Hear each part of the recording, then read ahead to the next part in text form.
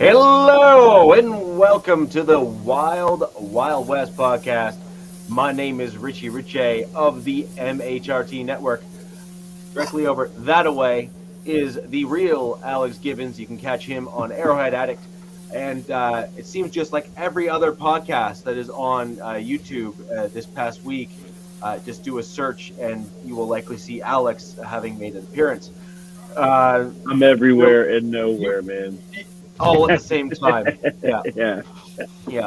Very Matrix of you right there.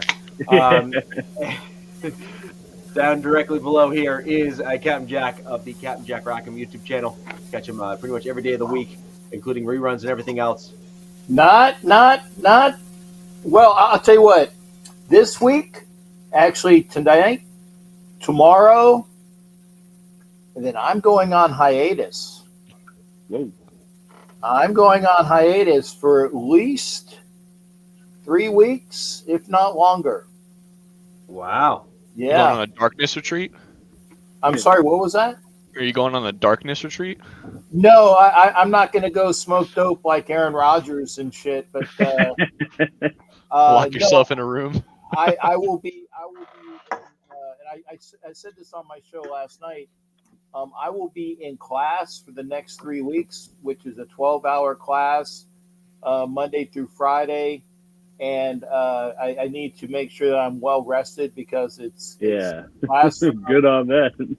classroom as well as, lab work and things along those lines.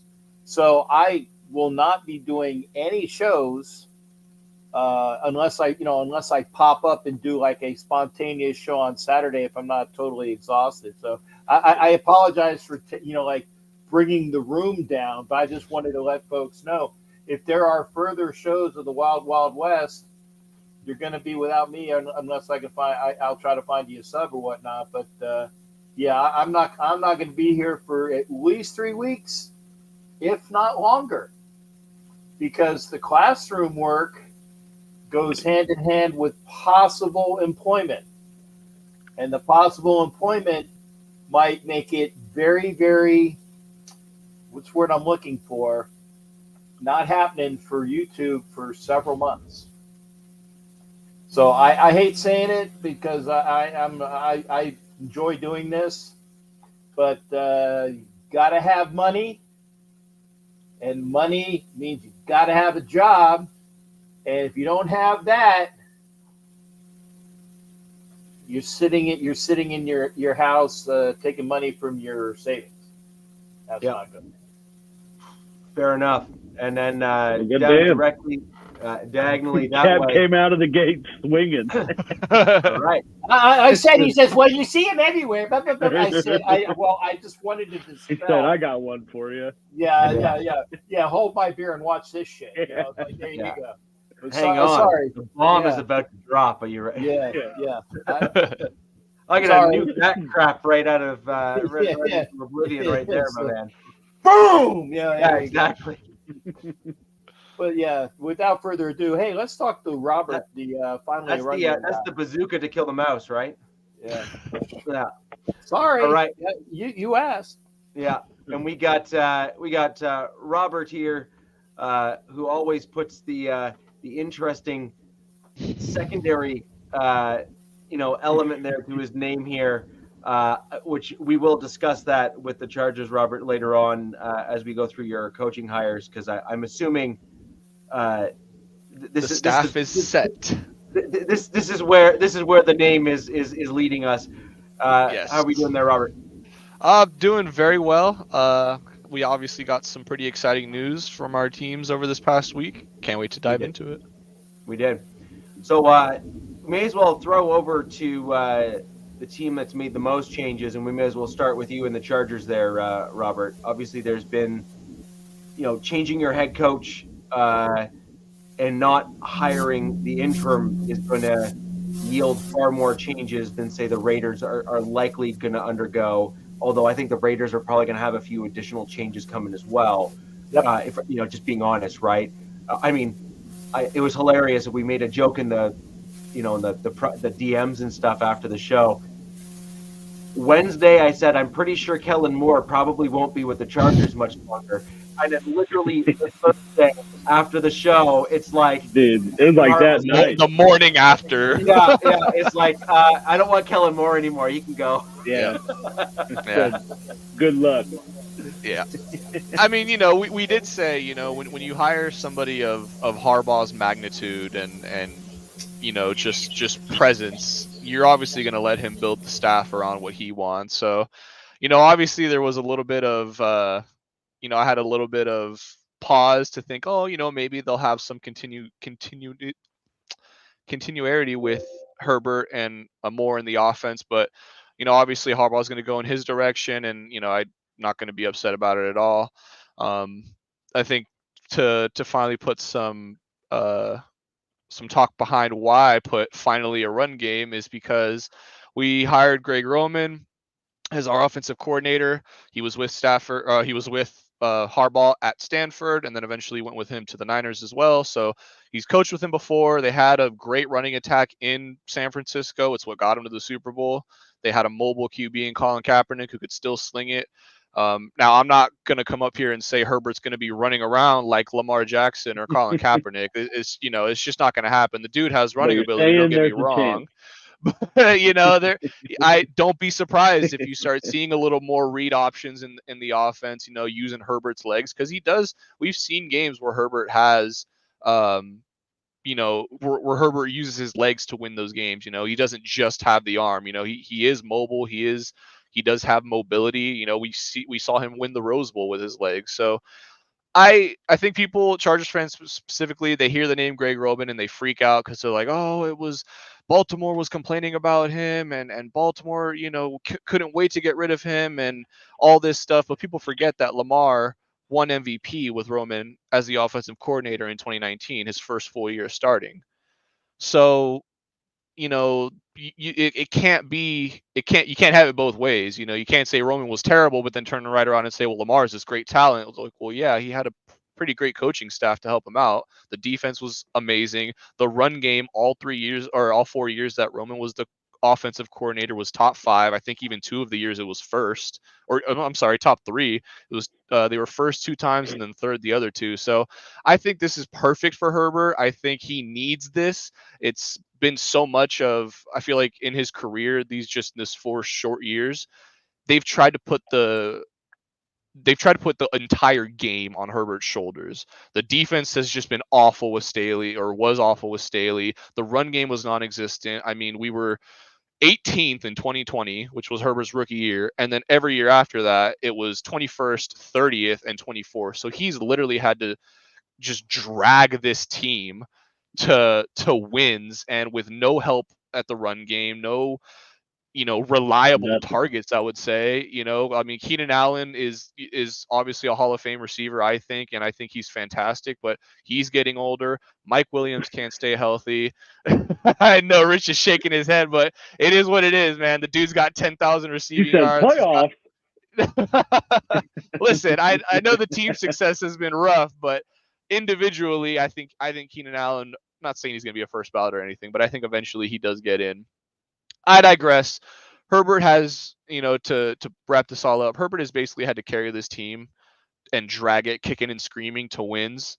So I think you're going to start to see a lot more, not that he already wasn't efficient, but you'll start seeing a much more efficient Herbert. The turnovers will go down, as if that could even get better. He rarely turns it over as it is. He's going to have a solid run game to rely on, that when they do have a lead and they do need to just run out the clock, they're able to. They don't have to throw it another 30 times because the run game is just so pathetic. So I think people just need to pump the brakes a little bit. Let us see what he does, okay, before we start. He hasn't even coached a single game for us yet, and we're over here like already saying this is a terrible hire.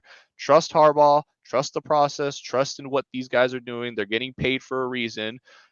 Let them go. I will panic if in the draft if we don't take certain pieces, though. That's where I will start to panic. But right now, the coaching staff has been set. Just let it ride. Just enjoy not having Staley anymore. Can we all just agree that this, regardless of who we hire? I'm not going to agree to that, because Staley sucked, and I wanted him to be there forever. And by the way, I think that you need to seriously submit yourself for your analysis. if you think that Keenan Allen is a Hall of Famer.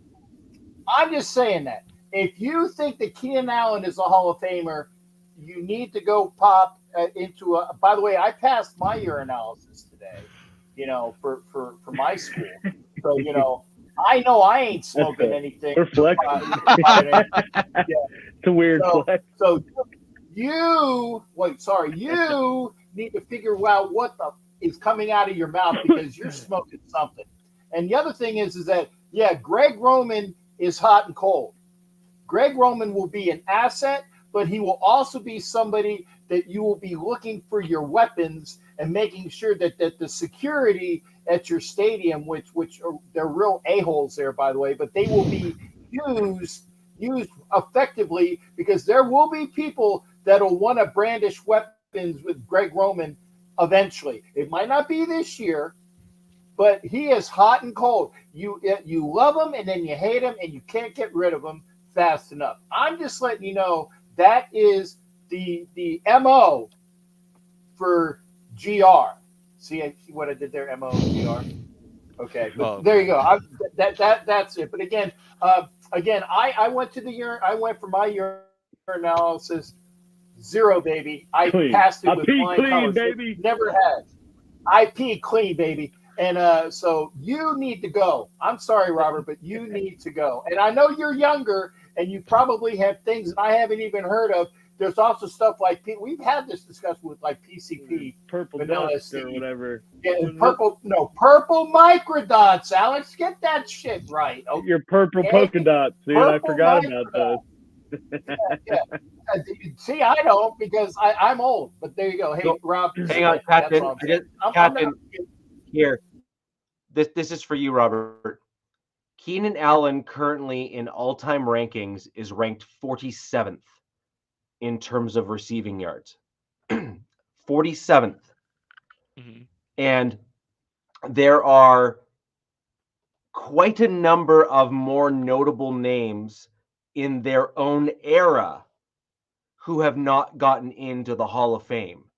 And so his career's not done. You opened it up. You opened it up. All I'm saying is he's still playing. He's still playing, and he just came off a career year in which he missed 4 games at the end of the year. All right. Okay. First off, he's got to play more than 6 games a year for one thing. He played 12 this year. He's been healthy. He's been healthy. He had injury concerns in his first 5 years in the league, and he's healthy now. He's been consistently healthy. He's been the only reliable weapon the Chargers have had the last 5 years.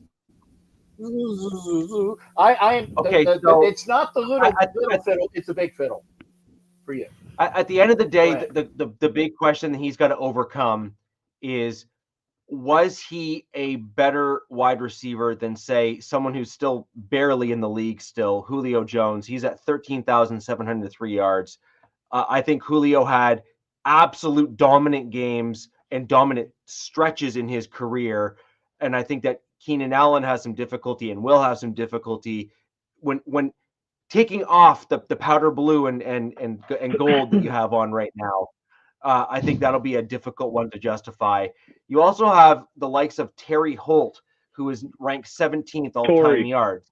Yeah, Torrey. You have Henry Eller, who's won a Super Bowl, by the way. Torrey Holt. Yeah, you have Anquan Bolden. You have Andre Johnson, Reggie Wayne, who I'm sorry, he was in an upper tier through a good portion of his career. And so, the problem you have is that there are here's another one. This is probably well before your time here. Steve Smith Sr. If you don't know him, he's the dude that's announcing. Give me a break. Before my time. Get out of here. I'm going to give you my best. I'm going to give you my best Canadian accent. Sorry, not sorry. Full stop. Period. Okay. He is not a Hall of Fame. And here's another one for you. Larry Fitzgerald. Oh yeah, Larry. Hall of Famers, though. I don't think they're eligible to be voted yet. So if Devin Hester got in, those guys are absolutely getting in at some point in time. Yeah, and absolutely. I think with the longevity of Keenan Allen's career, the fact that it's not done, and he's got 10,000 yards, I think the argument can be made. Thank you. I think that's fair to say. You can make an argument if you're stupid. I'm sorry. When you said that, my ears just bled. I'm like, man, what the hell are you smoking? Alex, I'm going to give a nod to another wide receiver. Just, I don't want to belittle, just like, stretch this on forever. But okay, so here's the deal. When you look at Keenan Allen and compare him to Tyreek Hill. Oh. what are we doing here? What? No, but look, you're looking at the Tyreek Hill. Any receiver and compare him to Tyreek Hill. He's gonna put him to shame. What? Come on, right. Really? But they played in the exact same era. Like the whole point of the Hall of Fame. Look, you can laugh all you want, but I already know I got one old dude here below me that is agreeing with what I'm saying here because this is the premise of the Hall of Fame. You got the Raider fan. Well, no, but what is the premise of the Hall of Fame? For wide receivers, it's stats. It's Pro Bowls, it's all pros.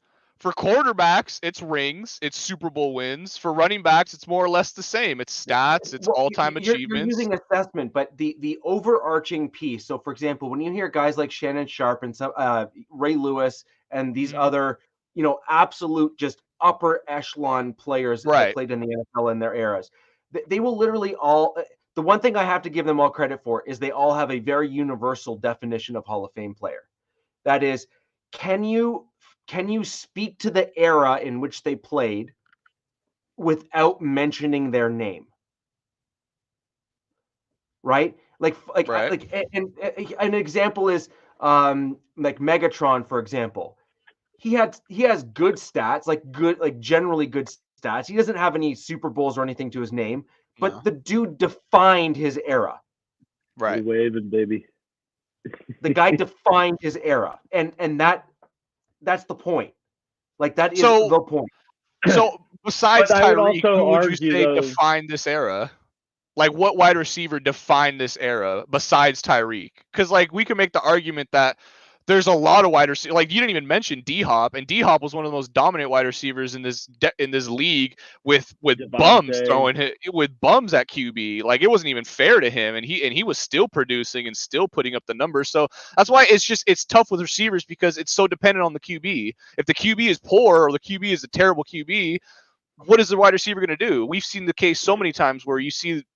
Not that Stephon Diggs was a bad receiver, but nobody looked at him as like this top elite receiver with the Vikings. He was putting up good numbers, but you had Thielen on the other side. You had the tight end, I forget his name now. Irv Smith was one of them. So you had other options, and then he goes to the Bills with Josh Allen, and he's in top 3 conversations. People are saying he's the best wide receiver. So honestly, what Keenan needs is that 1 year where he is like the best wide receiver. I'm not saying he needs to win the Triple Crown or anything, but he goes for 1,600 yards or something, double-digit touchdowns. Just that defining career year, and the Chargers also have team success to where you look back at it and you're like, okay, yeah, he was a dominant wide receiver. He put up the numbers. The team had success when he was putting up numbers. So, like I said, he's the guys you mentioned, they're all done playing. Julio is still playing, but realistically, he's not really, anything much anymore. He's Well, again, you asked a question, so some of those answers would be in the earlier stage of his career. I would say you got a guy like Chad Johnson, and then you have just a little bit notch below that. You have a guy like Deshaun Jackson. You have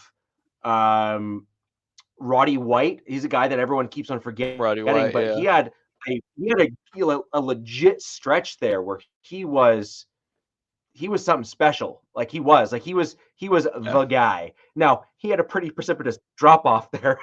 So, in fairness, it is what it is. But and then you have another guy like AJ Green,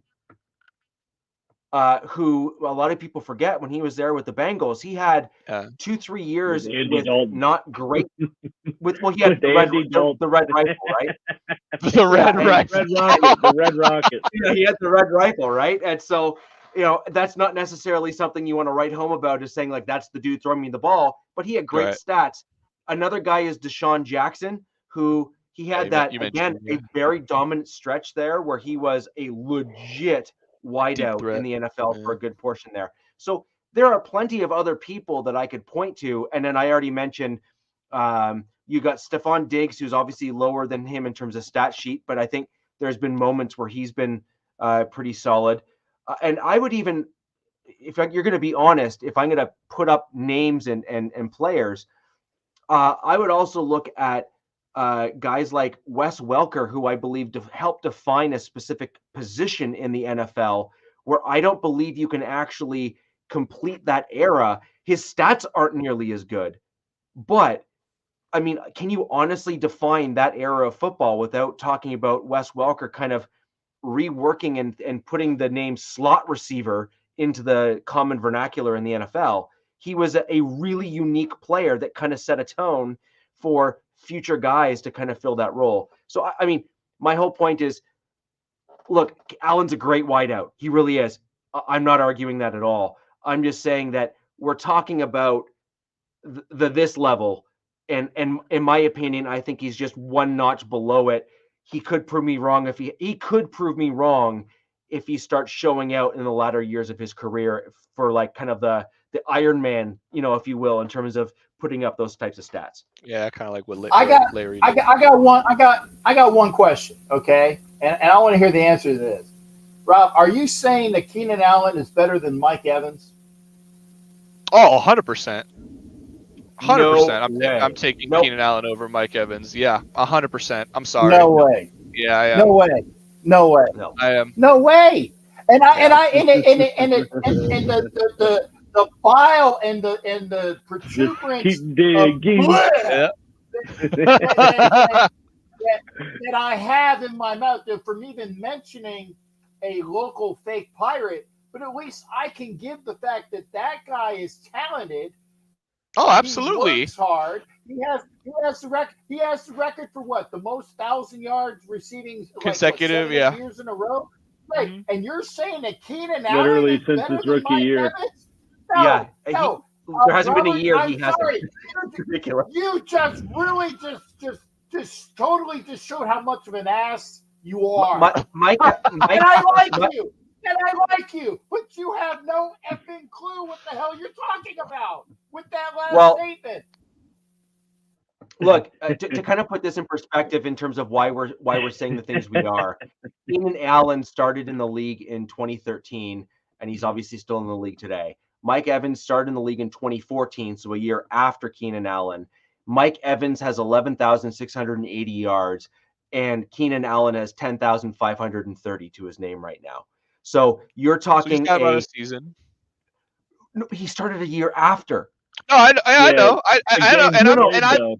And I've admitted that Keenan Allen was 39 games. Yeah, I've admitted if you look at the amount of games played, it's not even close. I mean, Keenan Allen just absolutely, again, it's because Allen was injured for the first 5 years. I mean, he missed, I think, like 3 seasons in total. Yeah. So played one game in 2016. I'm not going to come out here and say like Mike Evans, or I'm not going to come out here and say Keenan Allen is miles and miles ahead of Mike Evans. Would I take Keenan Allen over Mike Evans? Yeah, I would. But that's just my personal preference. But to say that he's like an above and beyond in a completely different tier, I think that's just false. You can't look at Mike Evans and look at Keenan Allen in the complete body of work and say that he's in like a different like tier, because then where are we putting, if Mike Evans is in a whole other tier above Keenan Allen and Tyreek is in a different stratosphere than Evans, what are we doing here? No, I actually put Evans and Keenan Allen within the same group. Yeah, I would as well. My point is that I put Evans if we were lining them up, I put him ahead of Allen in that lineup, simply because I also think that availability, as well as skill set, is all part of the equation here. And frankly, if you're going to look at it, Allen has actually had some pretty decent quarterbacks throwing him the football. Yeah, he has had good. I mean, Philip Rivers and Justin Herbert. Yeah, it's like these are not like. Look, I actually really liked Philip Rivers, despite the fact did too. Like he's a great dude. Like he's a hilarious guy. Dude, that bolo tie was just on point. Like I had credit where credit's due. But at the end of the day, I just think that you need to, appropriately assess, situations and circumstances. And could he potentially at some point, if he kind of pulls the Iron Man throughout his career, make it to the Hall? Maybe. But I think that the problem that you have is he hasn't been the guy that's been able to define, and I mean truly define, the generation of players when he played. I mean, I actually don't think Brandon Marshall will even get into the Hall of Fame, and he's ranked 24th all time. And guess what? Yeah, but he also had I don't think he should. 20 catches in a game though. Like he might. Yeah, he broke the record for that. 24 catches or something like that. No, but my point is, there's the Hall of Very Good. There's the Hall of Very Good. And Keenan Allen might be able to be one of the ushers allowing people into the Hall of Very Good. He might even get in there. But he's not a friggin' Hall of Famer. He's already in there. Yeah, and his career's not over. Oh, my God. All those guys that you named. You know what? All you guys. I apologize for train wrecking this show. I'm going to shut up about Keenan Allen. Full stop, period. He's not Hall of Fame worthy. Please go on with something else. Thank you. Sure. Full stop, period. Are we talking about the coaches? Let's move on to coaches. So you were talking about your in Roman, right? Yeah. And I do think that Captain made a great point in the fact that he did have, we'll call them roller coaster moments. Okay, and I think that's a reasonable analogy for some of the things that we saw take place. He did super well through long stretches and then seemed to have the crash and burn moments where it was just, you kind of started questioning if he had ever played football before or even coached yet. It was bad. Like there were some really bad moments. There was moments where you're just like, you have no business losing that badly. Right. And it was bad, bad. I'd say the same about Staley. You're not getting any arguments from me on that one. But what I am very curious about, and I'd like to know, Alex, start with you maybe on this and then throw it to Robert, is when Coach was here repping the Chargers, legitimately, and I actually have to admit that I agreed with him, I felt that the Chargers offensive line was actually, or should have been, and ought to have been, a strength coming in to the 2023-2024 season. It turned out to be, dare I say, one of your weak points. And I wonder if have to dare to say it. It is the facts. Right. Yeah. But the question is, was that a scheme mismatch that Keenan Allen or Kellen Moore, we're just on the tangent there about Keenan Allen. It's got me going again. The coach now? Yeah. But you got Kellen Moore, who is now no longer with the Chargers. But, is it just his inability to recognize the strengths of the players and put them in the right positions to do well? Or do you actually need to start going through a major overhaul in your O-line, which is no easy feat if you're going to be honest? Yeah, no, it's definitely not. And I will say this, the O-line, for what it's worth, was in a good place. Obviously, we talked about it in an earlier show. You lose Corey Linsley to the health issue, and that's that's a huge loss. He was top 3 center in the league. I mean, nobody was really denying that. We saw that in Green Bay. We saw it when he came over. It was just night and day difference when you saw Corey Linsley in the lineup in the O-line, because it was just, and so you have that. You have the left tackle in Slater, who I believe is a fantastic left tackle. We definitely, Telesco nailed that pick for sure. I'll give him credit because, I wanted Penei Sewell. He didn't fall to us. And then, we got Slater, and obviously, Slater fits right in. So I think you have the most important position. He's a better player too. Right. Better player. Penay's pretty great, but yeah, I would agree too that Slater did turn out to be the better player. He's also a right tackle though, so it's kind of that the Lions cut when the Lions did that, I was skeptical. I was like, why don't you just put him at left? It's let him play his natural position. But whatever, he's doing great there. So not to get off topic again. So you have the biggest need for an O-line, which is the left tackle, blind side. So you have that on lock because Slater's not going anywhere. He's going to be blocking for Herbert for the rest of his career. The Chargers are not going to let him, especially now that you got Harbaugh. He's not going to let him walk out of that building ever. So you have that set. Now you do start to focus on the interior part of it, and that's where the run game and that's where Greg Roman, I feel like, are going to come in because we've never been able to run the ball with the interior O-lineman, even when we did have Lindsey here. That's why our run game has always been so bad, is because we could only ever do jet sweeps, outside zones, nothing really that's, up the tackles, in between the tackles. So people are again going to freak out about Roman. I think there was so much wrong with this team that we just need to fix it one thing at a time. Roman will come in and help with the O-line, help with the run game, help us establish a run game, some sort of it. Can we at least be top half in the league? Is that too much to ask in terms of rushing yards per game? Can you give us some semblance of a run game? The biggest thing we've always said with this team is Herbert has to do it by himself on offense, and the defense is going to let him down every time. If you can fix one of those things, it being the defense or Herbert having to carry the load on offense week in and week out, if you can give him a solid run game, then I think you significantly change your course of the season. You lost 7 games this last year by a field goal or less. You don't think with a revitalized O-line / run game and a semblance of a defense, again, doesn't got to be no top 10 or anything, but just not bottom 3, those can definitely turn into, you could definitely flip. You lost 7 of those games. You can flip 4 or 5 of those, in just fixing those internal issues that have plagued this team for God knows how long, decades at this point. Thanks, Doc, for joining us.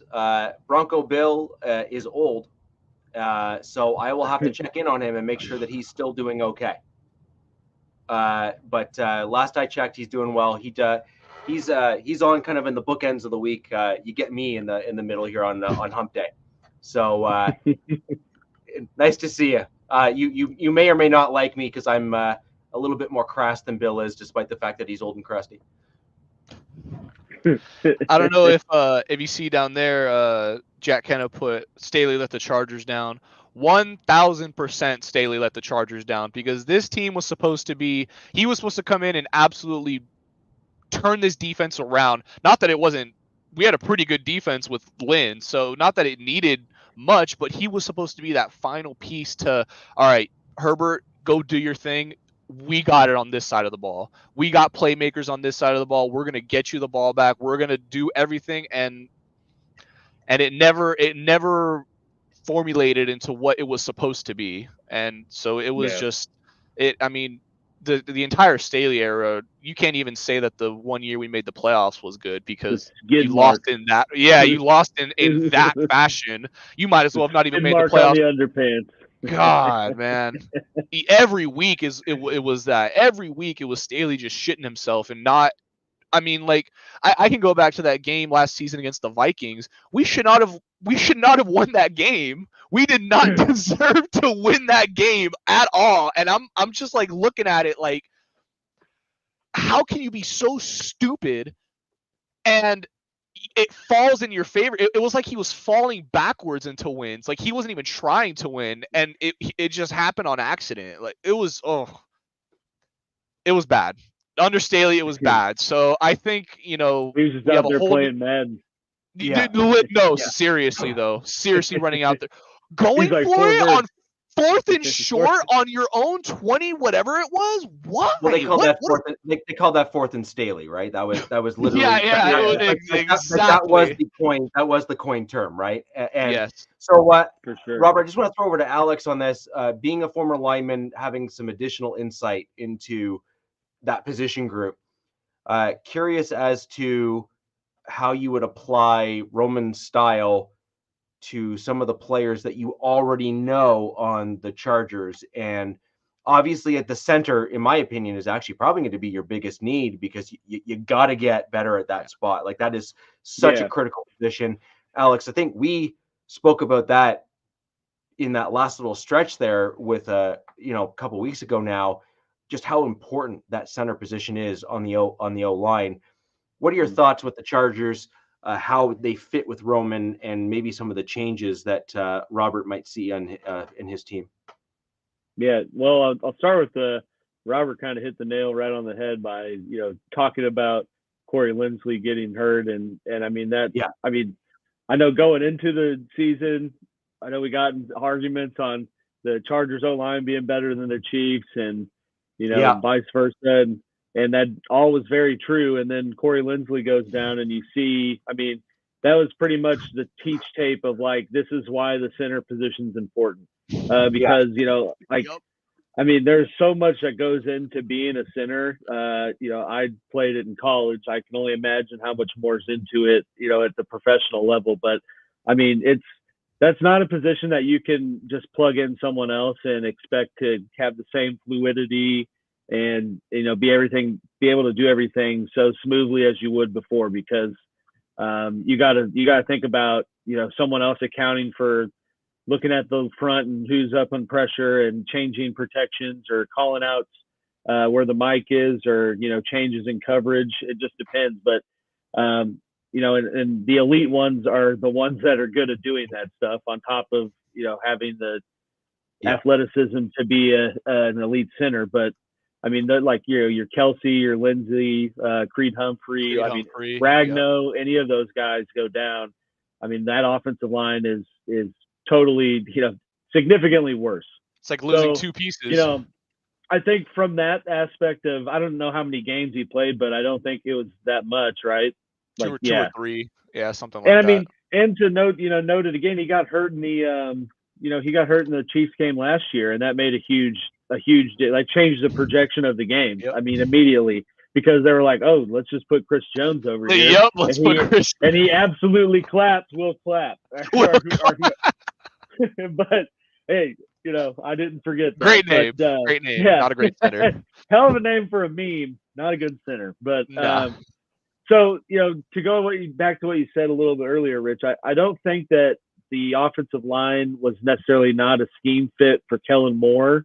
I think it was just more of the total kind of 180 step backwards from losing their center and not having, someone as experienced to handle the line. And I say that because, I mean, for the most, I think outside of Pipkins, the rest of their offensive line is pretty young. I mean, Zion Johnson was a rookie the year before. I think Slater, was he the guard? Yeah, he was the guard. Yeah, he was a rookie last year. And both of those guys, and both those guys had stellar rookie years when Linsley was playing most of the season. And they regressed, in year two. Why? Probably because they didn't have the all-pro center there helping them out.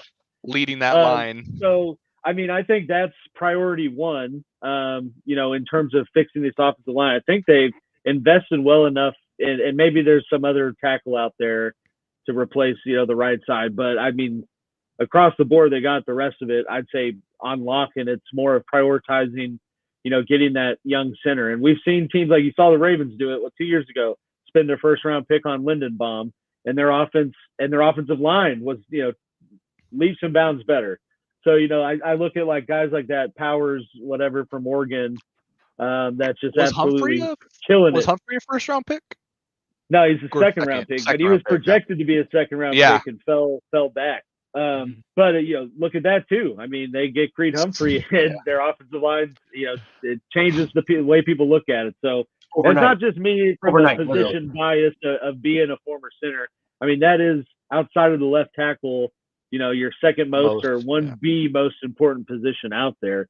And depending on some of your scheme stuff, I mean, it could be your most important position, because most of the time, if you're a zone-based, offense, your center's got to be the one making all the calls of who's working what two guys to levels. And, if you're not experienced enough to read all that and do that in 1-2 seconds, I mean, that's going to create a cog in the machine. So, I think priority one is obviously a center, whether that be in free agency. I don't know who would be a free agent, but Yeah, or round 2, or maybe that guy from Oregon Falls. Yep.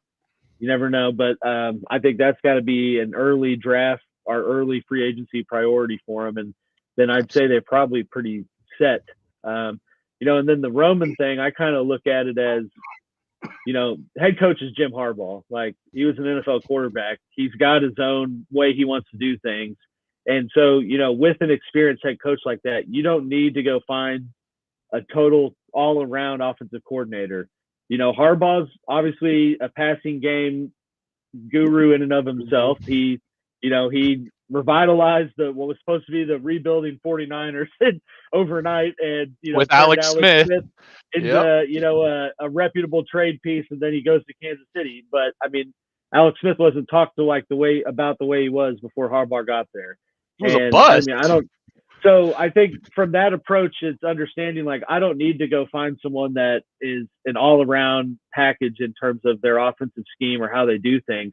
I know I got the passing game handled and how I want to run it. I just need to get, my Einstein in the run game. And that, at least Greg Roman is an elite or a guru in and of himself with. So I think it's almost like, it was I think the smart choice. And they didn't go get some young person or like this hotshot college OC or anything like that. They got someone to kind of be the Robin or bad cop to Harbaugh's good cop with how they do things, and a guy that's pretty damn good at effectively utilizing the running game. And I know coach has mentioned that that's been the Chargers' one of their bigger issues, just not having an identity. And I think that these moves kind of signify that their plan is to be a run first, build off of the run identity type of team. And so I think, this is just the initial pieces of that. And we see him add a running back, whether that be in free agency or draft, and, get a center, and then, we'll see what happens. But yeah, I don't necessarily look at that one as much as the head scratcher, considering who the head coach is. Now, that being said, the Raiders offensive coordinator hire, I don't quite understand with who the head coach is. Yes. And maybe we can segue to that. I actually like that segue. And Captain, I'm sorry to say, you got the guy from the Bears. The Bears. I kind of agree. I think the Raiders really needed somebody who brings a well-defined, unique offensive identity. I had to blow that up. That was good. That's not wrong. That's really funny. Like I mean, like really, really funny. Ooh, Kev, Kev, that might be like a plaque that needs to be printed or something, because that literally is the MO of the Chargers. And Rob, the funny thing is, you can't Charging 101. Yeah, like you literally can't even deny that. Like that's like that's I mean, there literally is. I gotta laugh at it. I think it's a trademark phrase that Chargers are going to Charger. And I mean, Chargers are going to Charger. There is a long-standing history of what that term means. Yes. Oh, it goes back decades before I was even born. This chargering has been a thing. I digress. Onto let's talk about the Raiders. I want to throw over to Alex's segue there, because I kind of agree. I actually think that the Chargers played what I'll call complementary football, where they have a very kind of dominant, kind of vision-driven head coach, and he got complementary pieces beneath him. Pierce he proved actually to be a quite a good head coach, got his team rallied, which you cannot deny. That was all on him.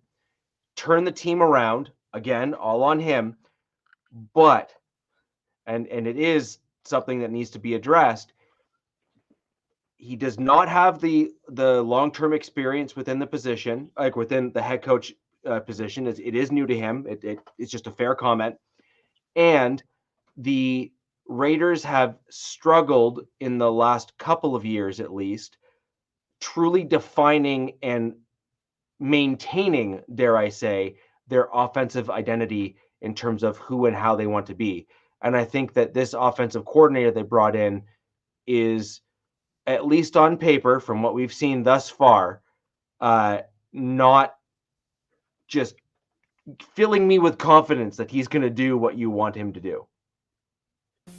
Okay, I got to ask. Do you know anything about Luke Getsy at all? I do.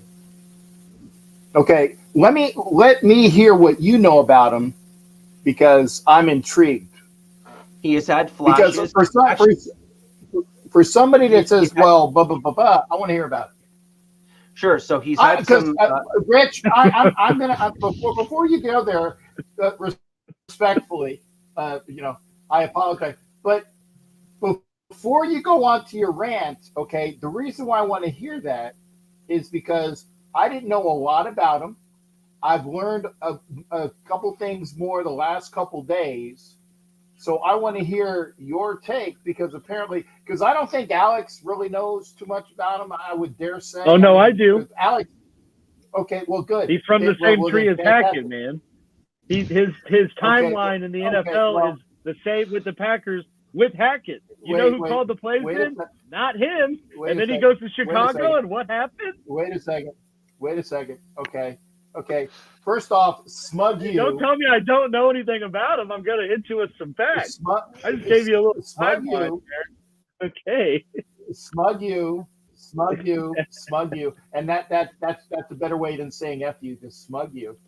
Okay, Robert, if you don't get it, just come prepared next time. Just wait for the Super Bowl. Once we get to the Super Bowl, we'll get you to the adult table one of these days. Anyway, I want to hear what Rich has to say, because again, I've got a little good things about him, and I'm like, okay, because here's the thing: everybody says that Roman's going to be great, and then he might. And everybody's going to say, well, this guy's going to be great, and then he might not. We don't really know. But I want to hear what you know about Luke Getsy, other than what Smug says, because I will elaborate on some of that Packer stuff too. He has followed a similar trajectory to Hackett, but it was also slightly different than Hackett in terms of how he navigated his path through the NFL. Getsy has a reputation for being an incredibly bright coach. However, his focus has typically been in the pass game. Like, that's been his mental math, is the pass game side of things. And again, you can kind of see what it looked like on the field. He had a tremendous benefit of working with a very good quarterback and a very cerebral quarterback. And I think that cannot be overstated. It is a well-known fact, and frankly, you saw it play out in real time when you remove the dude that just knows what to do with the ball and has, I think, the best touchdown to interception ratio, I think, in NFL history, if I'm not mistaken, in Aaron Rodgers. It takes a lot to replace that. It just does. I'm sorry. Like, that is a different level. Okay? And furthermore, Aaron Rodgers has done that without being super conservative with how he throws the football. He is known for taking massive deep shots down the field. The difference is he just threads the needle like it's just, a fun Tuesday. Right? Like he's just in the backyard wrangling. Yeah, exactly. He's like, oh, you want to see this? Like all he's right, Uncle Rico. Yeah, I was just about to say Uncle Rico. Yeah. So Getsy has this interesting path. My issue with Getsy is that he's had flashes and he's had absolute just tankathons, bombs, and he hasn't really proven himself truly on his own as being an entity of it on his own, as being a guy that can be the guy. Does that mean that he can't turn it around and kind of surprise the world? No, of course not. That's just no. Like, he has the ability to come out and be the guy.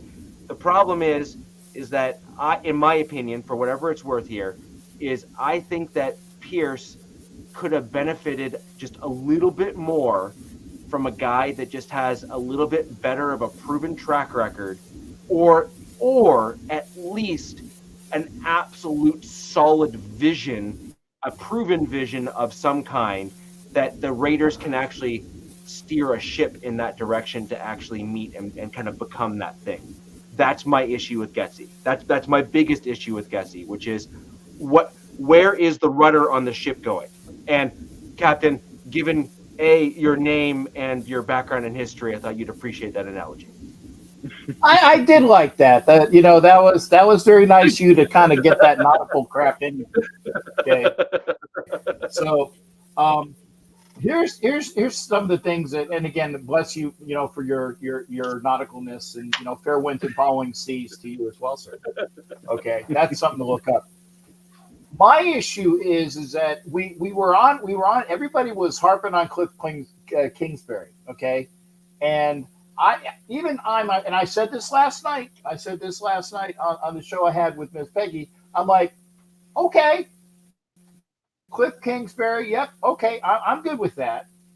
When it happened, because I looked at what was going on, but I wasn't like banging the drums like, yay, Cliff Kingsbury, who flamed out in Arizona and who really didn't do too much at USC, aside from having some kid that he is gonna bang everything he can in order for Washington to move up to number one, to get his guy, because he wants his guy.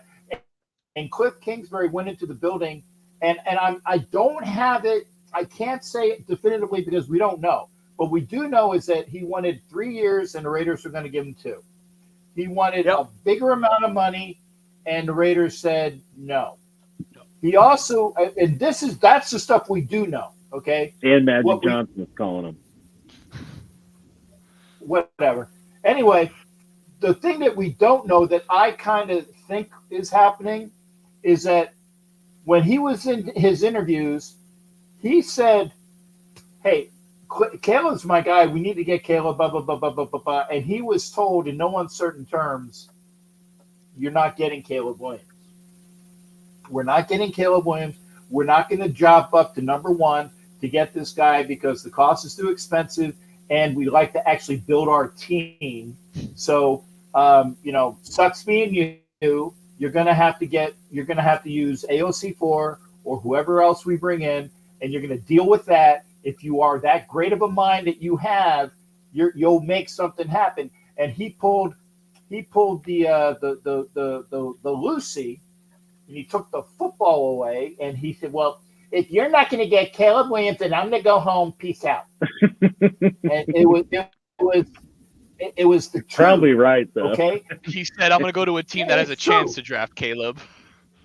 Exactly. And it will give me the money that I want, and will basically, if I say I want six party girls to snort cocaine with and have sex with, whatever it is, whatever he wanted. You know me, guys. I got He said, I'm going to need that Garoppolo deal. Give me whatever you gave Jimmy. Yeah. Whatever. But see, he said, and the Raiders said no. And I give them credit. Thank God that they did. Yeah. Because the other alternatives were Chip Kelly. No. Potato Chip Kelly. The other thing about Cliff Kingsbury is he's a former head coach who flamed out. Chip Kelly is a former head coach who flamed out. And I don't think that they wanted to have that in the locker room with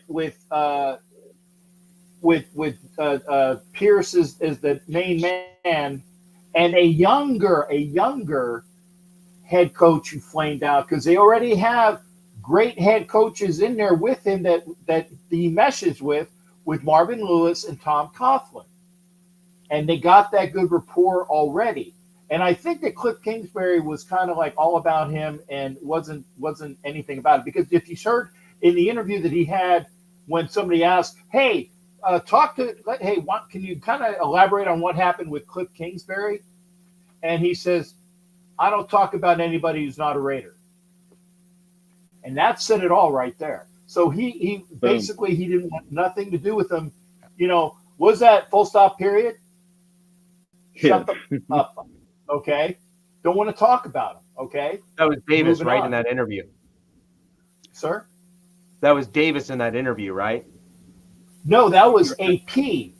That was AP when asked about Kingsbury. He said, I don't want to talk about, he ain't a Raider. Oh, I heard Davis makes. I heard Davis made a similar comment as well. So I wasn't sure what. Well, he kind of did him dirty. I think there was everything, but the paper was signed, and then he said, "Nah, I'm out." So who very famously did that before? That had like oh my God, Mick fired. Yes, of course. And they did. And they probably didn't want to. You know, hearsay. True, but I think they had a belly full of that. Yeah. Sign. Yeah, but what? I think I really think I gotta go to your bathroom again. I'll be right back. I really think that the Raiders got the better end of the deal with Kingsbury out. Okay, now. With Getsy, going back full circle again, and by the way, Eric Bieniemy had an interview and didn't make it. Miss Peggy personally believes that Eric Bieniemy has been blackballed by various people. She lives in D.C. and she has. Well, I mean, okay, shut the up. Well, let me finish this point, please, smug kid and Canuck. Okay. Okay. Thank you. Okay. Keep that same attitude in full circle. Be that as it may, respectfully disagree, or with all due respect. Okay. Whatever happened, and the enemy will work, but there are circles that said that he has been blackballed, and like I said, Miss Peggy does have good sources. She lives in D.C. and she has sources amongst the Raiders and other people. And she doesn't have to divulge them. She's got good sources, and I will say for a fact that she does. Okay, true, wrong, or indifferent. Point being on Getsy is that Getsy, like you said, had high accolades before, kind of like Johnson did with the Lions this year, and he didn't really show. Yeah, smug and cap again. Yeah, hi Kara. Hey, welcome to our show. He had the high accolades, but yes, he really hasn't been able to perform. But as the passing game coordinator for the Packers, it was when Aaron Rodgers did win MVP. I guess I could be the passing game coordinator for the Packers with Aaron Rodgers, and he would have won MVP, and I would have gotten the accolades. But still, earlier when he was working with the wide receivers and some guy by the name of, I don't know, Devontae Adams, he had his best year as a Packer when Getsy was his immediate conduit, okay, and Adams was beating a drum on get this guy in here. He will definitely talk about a run game, Robert. Getsy actually, per reports, wants to bring back what the Raiders are known for: ground and pound, throw deep, and use the tight ends. And he did use Cole Kmet. I screwed up there. Cole Kmet, who's been ascending as a tight end in Chicago. What he did have lynched onto him is he had a quarterback who wasn't with the program. And before he came in as the OC, I was saying, I have a feeling that the Raiders are going to go after Justin Fields. That is way off the table now. There is no way in hell. I think Keenan Allen will make the Hall of Fame before Justin Fields would ever be a Raider. Okay? To go full circle on a lot of these conversations. Okay? But that's gone. So, but see, I did the same Keenan Allen crap that Richie was talking about before. I think that he is going to get a quarterback of his standing. He's going to work with getting solidifying the running game. And by the way, in his interview, and AP went over in his interview, AP went at him hard. And Getsy, to his credit, didn't throw any of these events or the people. He didn't throw them under the bus. he took credit where credit was due, and he took blame where credit was due. And I think that has a lot of fortitude with what they were looking for at the position. I'm not saying that Luke Getsy is going to be the greatest offensive coordinator there, because obviously Greg Roman is, per Robert. Okay. Wait, I putting words in your mouth, man. This is what I do. I am the a-hole on the thing. But the thing is that he's gonna make do, and with the people that want to see him there, I think that he will be an attribute to the Raiders, especially if they go run heavy, if they use an RBC, if they tell Josh Jacobs, hey, you want to be here, you might want to take a lesser offer, and basically a pay cut over a longer period of time. If you want to stay a Raider, this is what we're going to do. And if you want to do it, great. But there's a lot of positives about Getsy. Was he my number one pick? No, he was not. But I'm willing to give him and afford him the opportunity to show what he can do, like I afforded McFired 1.5 years before he was. Actually, I afforded him 1.25 years, because that after that quarter year this year, I said, get this out of the building. Yeah. And I didn't swear. See, I can do that. I think it'll be an. Oh, but I'm sorry. But there's a lot of questions. We don't know who our offensive line coach is yet. That's a big deal. That still has to be decided. Big deal. And we're working on the coaching staff, so this is still an incomplete jigsaw puzzle. But I can't really say that it's great or not great. But I do like the fact that we got AP in there, we got Marvin Lewis in there, we got Tom Coughlin in folks' ears. We got the ex-defensive coordinator for the Jacksonville Jaguars to help out with Patrick Graham. We got a lot of quality people in there, okay? Maybe we have Hugh Jackson come in as the quarterback's coach. That's been bantied about. And as long as Hugh Jackson doesn't miss as many penalty sessions, it's good for the Raiders. Yeah. Oh, okay, good. Okay, Robert, did you get that, Robert? That was I got it. I'm with you. Okay. We're right here. Okay. We're right here. We're right here. Right. But yeah, there are still people to come in, but I really do think so. Yeah, I heard about Ocho Cinco. I don't have the sourcing on that there, DZ. I'm not sure. I heard about it, but I haven't seen anything on it. But if you bring in quality people that are good teachers and can implement things, and the rapport is better, all of the sum of everything is better than just the one, however the hell you say that. I think it'll be good things for the Raiders, because they already showed that when the defense have gotten better, and the Raiders defense has sucked for years. And with this past year, they showed what a good defense can do. Now you just need to have an offense that scores a little bit more points. And I think that once you get that solved, and if you go for what the Raiders were going for, I think it'll be positive. Like I said, there's still questions yet. That's why I said, shut up, all you guys. Let me finish my thought, and then we'll go there. But again, it's still incomplete, but I'm not saying it's bad yet. I have some spirit.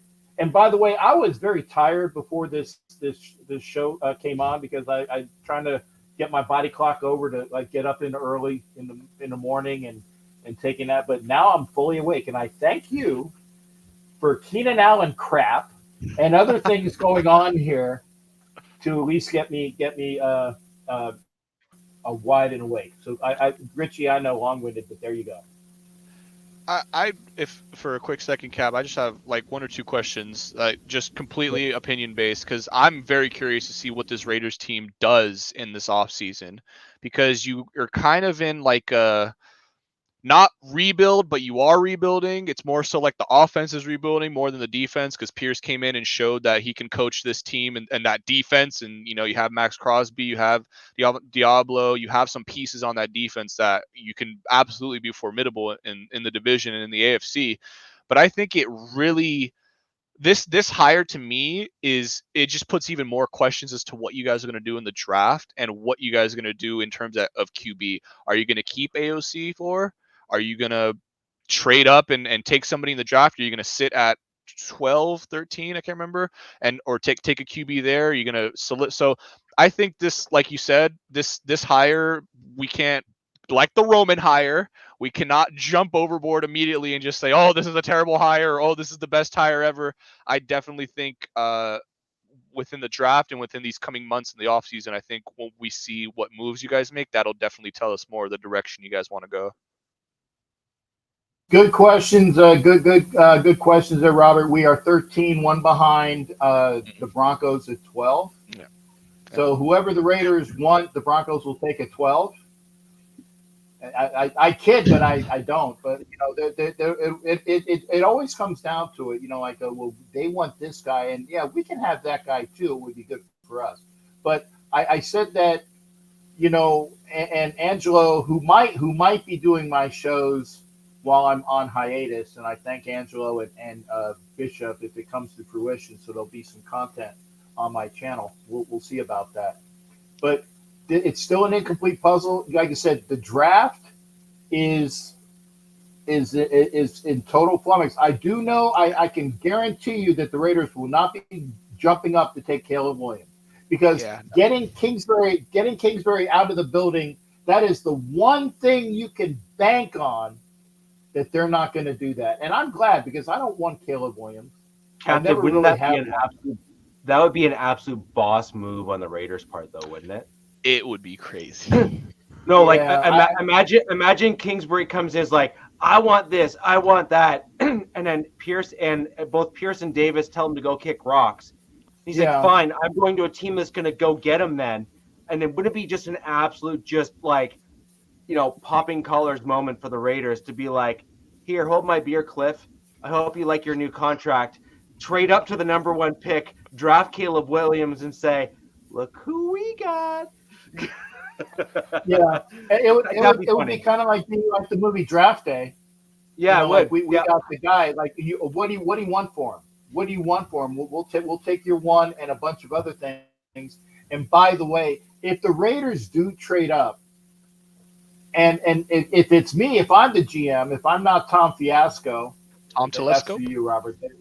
No, Tom Fiasco. That's what one of my viewers calls him, Tom Fiasco. So if you use that, you got to give due credit to, because he just zeroes in on one player that he likes and doesn't look at anything else. Yeah, but Tom Fiasco works better if you're gonna be detrimental to him, okay, or say something that's bad to him. So, and for all of those that say that, make sure you give due credit to Sharif Allah Khan, aka Black Thanos, who calls him Tom Fiasco. Anyway, if the Raiders do go up to get somebody, I'd like to get the kid May.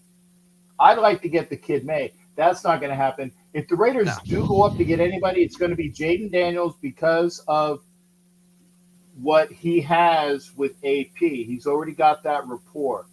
That you can bank on. If the Raiders go up, it's because they're going up to get Daniels. That's what I can They'd say. have to trade with Washington or Chicago, whoever's sitting at 2, because there's Washington. Two is Washington. No. Three is Patriots. No. Whoa. Hey, I'm not done. Yes, sir. You told me to zip it. I'm telling you to zip it. Now, listen. So here's the deal. There's a lot of discussion right now with regards to Washington trading up to the number 1 pick because of the Kingsbury piece. And so I said what I said intentionally before I was rudely interrupted. Because, but with all due respect. With all due respect, naturally, that it's possible that the Bears could end up then at number 2 rather than number 1. And there is also additional talk that the Bears are interested in trading down again into that kind of 10 to 15 range to just absolutely get an absolute Miami Dolphins style draft haul in terms of rebuilding their team, which is not a bad move if you're going to be honest, right? Because they have so many holes on their roster, and if you can stockpile 2 1s or 3 1s this year and 2 1s next year for a double trade down, I mean, yes, please. Right? For sure. And so that would potentially give the Raiders or the Broncos or a few other teams the potential ability to get back up into that kind of 1-2 kind of piece. and either draft Caleb Williams if he falls, because again, Jaden Daniels is getting a lot of buzz right now because it depends on what you're looking for as a team. You either want a guy like Williams because you think he can be that generational talent, or you're looking at Jaden Daniel and saying, I kind of like the intangibles, the broader range and intangibles that he brings to the table, and really, I could see potato at that moment where people are like, hey, like the coin flip is worth it, and I could totally go Jaden Daniels instead of Caleb Williams, and I think that'd be really, really interesting. So again, not in my nature generally to be as rude as that towards you, Captain, but nonetheless, you had it coming. No, I deserve that one. I deserve that one. And we'll go from there. I shut you up and you shut me up. Now we're even. Yeah. So I mean that's all come out in the wash over this last week. That's why we have the show. Is this is all relevant to the AFC West, and we go back to some other coaching pieces, and I just want to quickly zip through this, and we can get right into Super Bowl talk here with Alex. Some quick pieces. Oh, is there a game this week? Kind of a the most important one of the season that our colleague here happens to have his team in that final game, where they will be panning to Taylor Swift like every 10 shots in the game, which is fine. Oh my God! That's over under on pans to Taylor Swift. 20. I would say I was going to say like 30. Over. Yeah. Over. Take the over, whatever it is. Take the over. I was going to say, I'm sure that based upon even what they had on the Grammys the other night, it was boom, boom, boom, boom, boom. I think that she is going to be on at least 50 times. Yeah. So with that in mind, I just want to quickly, for the Broncos fans here, I want to bring up Christian Parker. He's a coach, a DB's coach, who has now been poached from my Denver Broncos. I do think this is a really important one. And this is one that, for the benefit of the audience here, you probably don't know Christian Parker, and that's okay. I don't expect you to. But I do think it's important that you keep an eye on him. He's a dude that I could totally see in the next, 2 years being started to be discussed for head coach opportunities. He really has just vertical career trajectory in the last handful of years. He's going over to the Eagles to work under what can only be described as his mentor in Vic Fangio. But Christian Parker has a personality unlike Fangio. Fangio is just really good at what he does. And I think Fangio has now realized that his jam as a defensive coordinator, that's kind of where he belongs. And I think you're going to start getting him bringing in guys like Parker, bringing in some of these other guys that he's had on his previous staff that he knows have the extra it factor that he doesn't to be in that head coach role. And I think he's going to do his best to elevate them because I think he's that kind of guy. And I think that's, look, the Broncos fans, I think, have been harsher on Fangio than he deserves. I think that he fielded some absolutely unreal defenses when he was here in Denver as the head coach. I mean, they were ridiculous. What most people don't realize is that we were on our 5th inside linebacker and he still finished in the top 5. You don't do that. I'm sorry, you just don't. And that secondary was absolutely ridiculous. Oh, and Robert, good to you mention that 2 of those members were undrafted free agents. That's crazy. Just mull that over for all the folks that are basically saying that you have to have round 1 and round 2 guys to field the top 5 defense. Fangio says, "Hold my red wine while I cook my pasta. Let me show you how it's done." And kind of fields a top 5 defense. And so, yeah, exactly. Hey, come on now, forget about it. Yeah, exactly. He's flailing planes as he's on the field coaching. Come on, that's funny. I gave you a chuckle, man. yeah, that was funny. So, anyways, he's going over to work under Fangio again.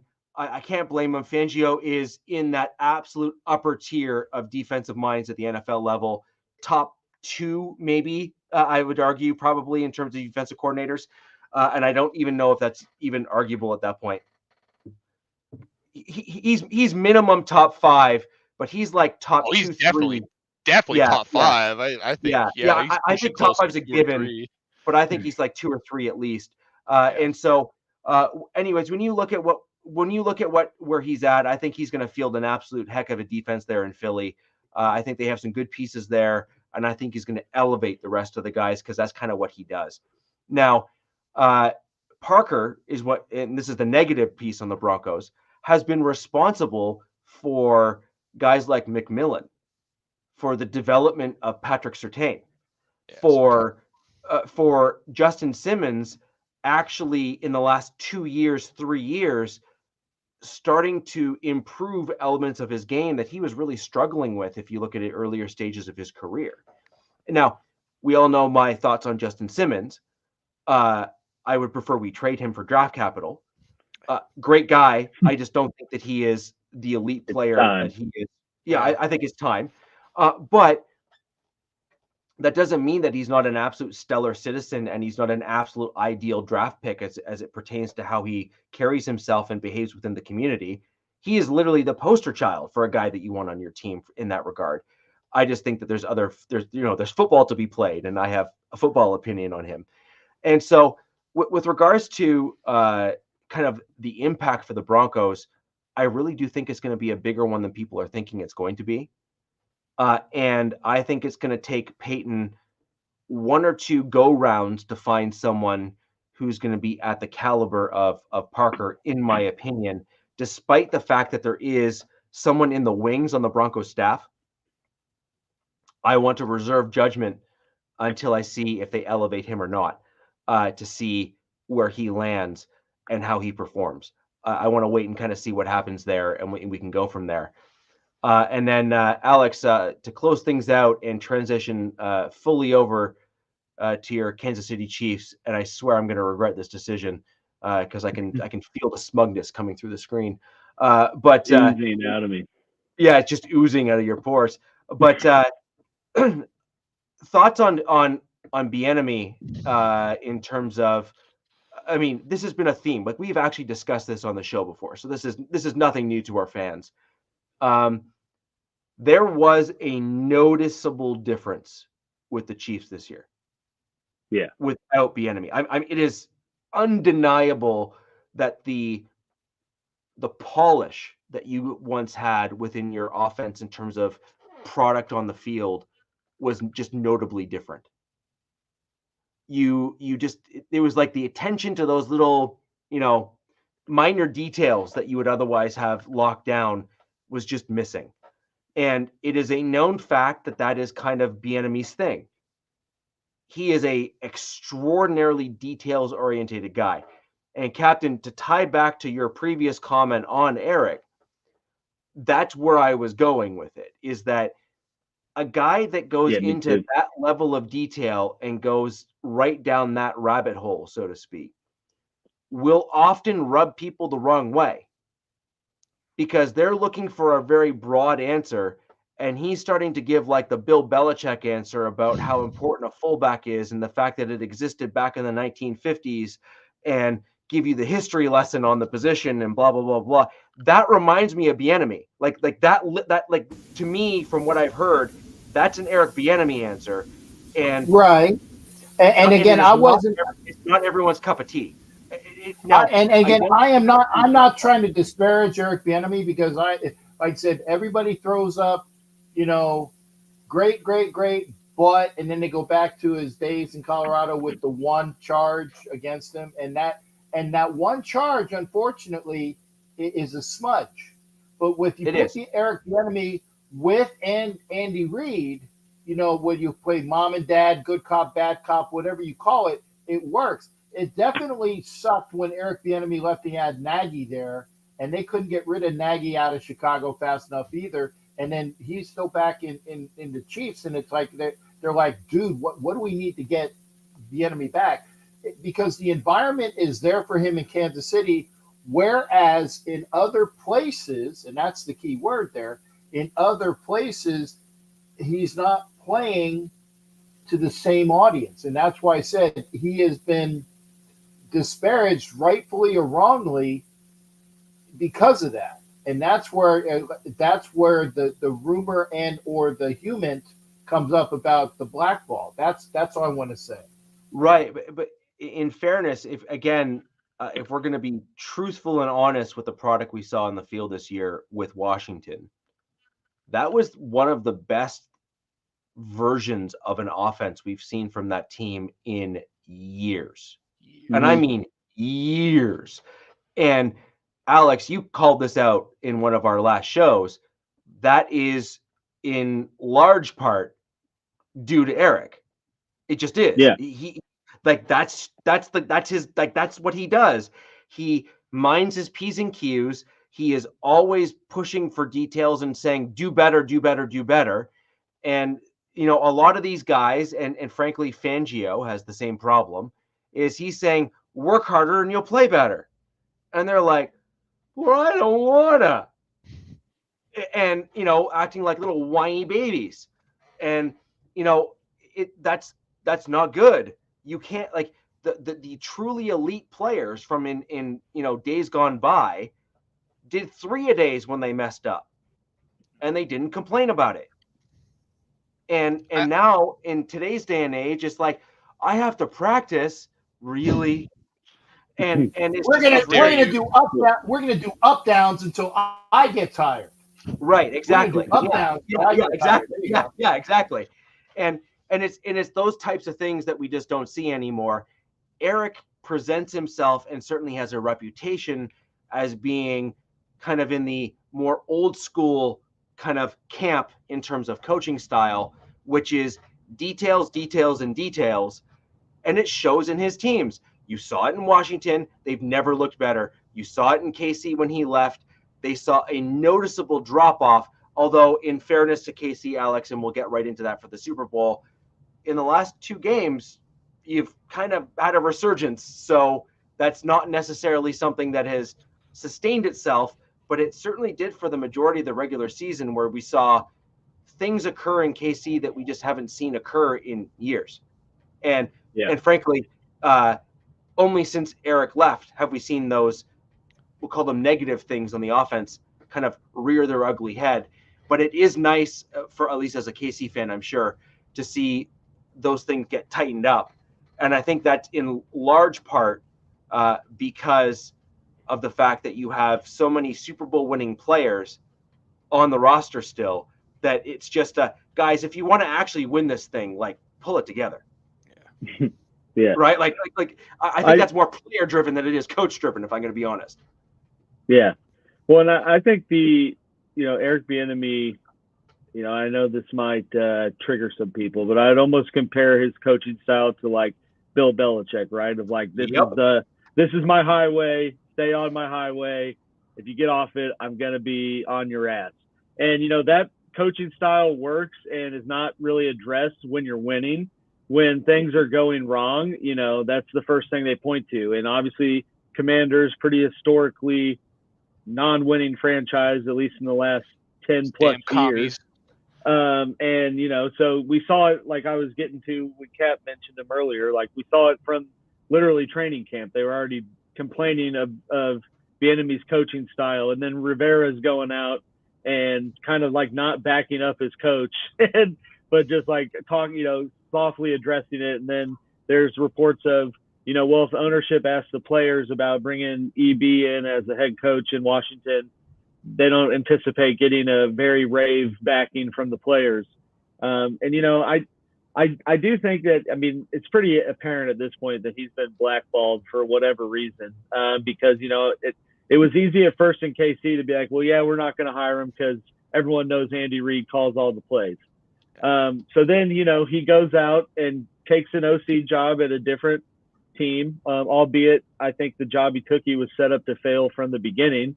Almost immediately after accepting it, they sell it to new ownership, which pretty much means you already got the target on your back. And then every week just seemed to keep going down. But like you said, Sam I mean, Howell we saw, Sam Howell. I pulled it up when Cap was talking about it. He finished 12th in the league, almost 4,000 yards, and I mean that guy looked like dog water the year before. So, for better or worse, Eric Bieniemy, I'd say, did his job with what he needed to do, and going to Washington and prove I can put together a productive system that doesn't include Patrick Mahomes or Andy Reid's fingerprints on it, and then he still doesn't get a job. He's the reason. Yeah, he's the reason. I think it's crazy. I think some of it too was, it seems like they always find that what's that factor we can point to justify not hiring him. And I'm sure part of it now was, well, look, dude, he left KC and they're still in the Super Bowl, so he probably didn't mean that much. I'm sure that was part of it, on top of just he doesn't get player backing. I mean, I don't know. The man doesn't have a job, so I think any of the reasons could be the valid ones. We'll see just how good the Commanders are this season without him. And with Kingsbury, I mean, they're definitely selling that. They're going for Caleb Williams, so it's either going to work or not work. But we've already seen Bieniemy back meeting with KC, and I'm sure if it doesn't work out for him getting a position elsewhere, I'm sure he'll they'll work out some dynamic of keeping him and Nagy, because I mean they were both had their fingerprints on the offense last year, so maybe they bring him back and work out that dynamic. But like I know I've said before, he was the proverbial bad cop to Reid's good cop, and he was the guy more on like discipline and focused on the little things, and you've heard Mahomes and Kelsey and all these other players talk about that.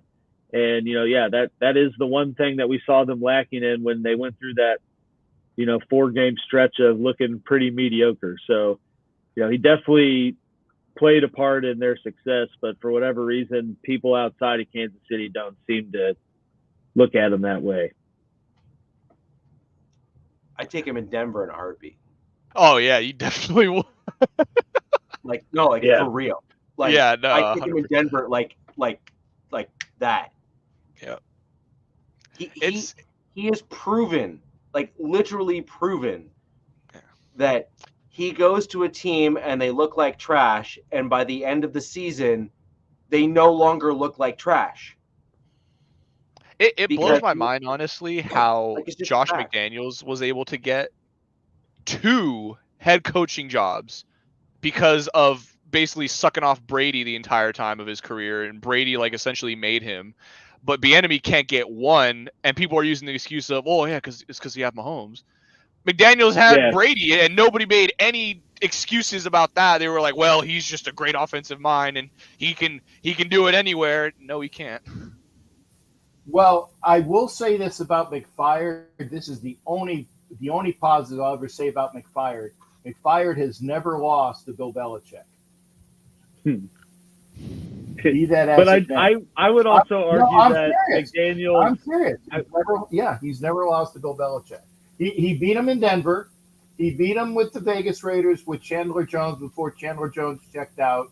And I can't remember if he was already fired or AP had that win against the Patriots this year. One or the other. He's either 2-0 or 3-0 against the Hoodie. That's all I'm going to say. And I'm going to add on to that. When McDaniels had full control when he was here in Denver, and this is where you're going to find that I am completely different from every other Broncos fan that you may ever hear speak on this, is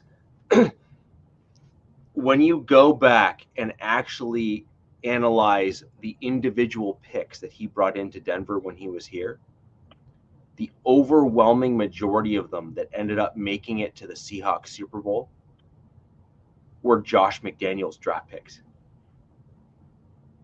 The overwhelming majority of that roster, because he was the one that basically traded up and he was the one that made all those really aggressive draft moves, because he insisted on having full control when he was here in Denver, and he traded up for, he was here for all of those kind of bigger moves that we made here in Denver to really put together an offensive line focused on, kind of dominant, interesting wide receivers. Like he was here, or he was with the Broncos, or he had his footprint at least on, things like, Demaryius Thomas, things like Eric Decker.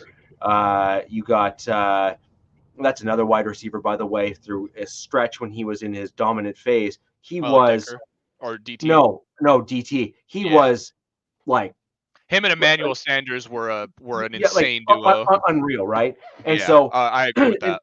And those were all McDaniels kind of within that general era when he was here, and he insisted on bringing in those. I mean, he made some interesting moves, like insisting on Tebow, but again, he'll live in infamy for that forever. but again, you have to run a specific style of offense for a dude that plays the way that Tebow does. Tebow is effectively a fullback that happens to throw the ball from time to time. Hey, he's a tight end. Right? He was a tight end in Jacksonville. He's an outfielder. Yeah, but when you saw him play, he willed his team to victory, and it tended to work, and it tended to function and do well. And then you also have Champ Bailey that kind of was brought in, just before around that era as well. So again, you had some really, really great moves and solid decisions that were made in and around the McDaniels era. And he was responsible for more than most Denver fans would like to give him credit for. And I think you need to be mindful of that. My big thing with the Raiders, and what I would have been interested to see, is I heard awful things about Ziegler in terms of how he was doing as a GM. Yeah. I would have liked to have seen Kelly take over as GM, or even bring in a different GM and see where a counter to the bros making the decisions together. Actually, they did have that. Kelly knew more about the team in the McDaniels regime than Ziegler did. Kelly would be able to talk about the roster, the draftees, the unrestricted free agents. I mean, honestly, if I had Ziegler's job, I'd thank McFired every day of the week for paying me to go to Vegas to basically sit on my hands and look good in a suit. Okay. Because what I'm hearing, yeah, well, Ziegler allegedly made decisions, but that's been dispelled when he got out the door, is that Kelly was the real brains behind that, which is why when he went in for the interview, they made the position of assistant general manager. They didn't let him leave the building because they didn't want to lose his expertise, which is why he's still there now, which is why Kelly will be a GM next year for some other team, because they know how much of a commodity he is. So I will do, if Kelly can unfrack Fiasco's later round picks, because as Robert so aptly stated that, he can get the first 1, 2, 3 rounds, because Raiders suck at that historically. But if Fiasco, and I'm paying homage to Sharif, can do right in rounds 1, 2, and 3, then Kelly, who's still in the building and is still working with the scouts and knows good talent, can take care of 4, 5, 6, 7, and unrestricted free agents. I'm good with that. So, Alex, let's get your take on the Super Bowl and upcoming matches. You were recently on a couple 49ers, or at least a 49ers podcast a couple days ago. You're also on Coach's show, giving your take on the upcoming Super Bowl. For the benefit of all here, love to hear your take on interesting matchups, things that we should all be paying attention to. Give us the smug breakdown of the Chiefs, what we should be paying attention to, and who I should be betting on. Yeah. Asking the real questions. The ultimate smug thing from the Super Bowl is the fact that it's played in the Raiders Stadium and it's a home game for the Chiefs. So their field and locker room are currently covered with all KC red. So that's pretty sick when you think about it. But to this to the game itself. I've said a few times now. I honestly I think that these two matchups, both these teams are. It seems like good at the thing the other team is not good at. I said like San Francisco, obviously, I mean, basically a five-headed monster on offense, but dangerously good at running the ball. And I mean, McCaffrey's arguably league MVP, and they're right up there, in terms of the metrics of where the Ravens were in terms of their production with running. Whereas Casey's defense is, predominantly that's their Achilles heel is stopping the run. And then, you have San Francisco's defense, who is at least at times looked pretty successful. I'd say, these playoff runs for them have been a little bit more lackluster than their regular season, but, they're predominantly cover 3, cover 4 zone defense, where you have Travis Kelce, who notoriously just eats apart a zone coverage. And and then you see the Chiefs, take more shot plays with guys like MVS when they get those types of looks. And flip side of that, you got the Chiefs, which are predominantly like a man coverage team. But then you have Ayuk, who's like the league leader in beating man coverage, on top of Debo and Kittle, who, aren't too bad in that department themselves. So, just kind of across the board, like I said, I mean, both these teams kind of match up perfectly with what they were successful at to get to this point, and how they defend, what that other team is successful at. So, I do think that, I say all that to say, I think overall this is going to be a very good, entertaining game. I don't think we're looking at that like Patriots-Rams matchup a few years ago that was like 6-3 at halftime. Yeah, 10-3 final score. Terrible. And and I think the big deciding factor of this game will be who makes the first mistake. Whether that's Mahomes or Purdy. I think, just given with the sheer aspect of the position those two play, I think it comes down to which one of them makes a mistake first. And the flip side of that, the other big factor is like I've said a few times now, who can kind of dominate the edge and have that continuous pressure on the QB, whether to speed up their internal clock and, i.e.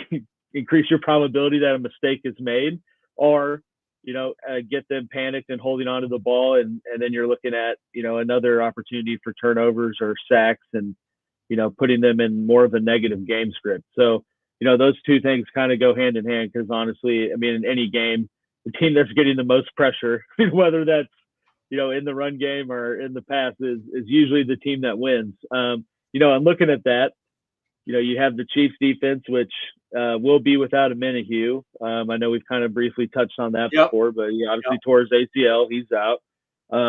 But he, like I said, he's out for a six-week stretch during the regular season, and they still were second in the league in total sacks and third or fourth in, pressure and QB hits. So, pretty much haven't skipped a beat from where they were last year in terms of getting after the quarterback.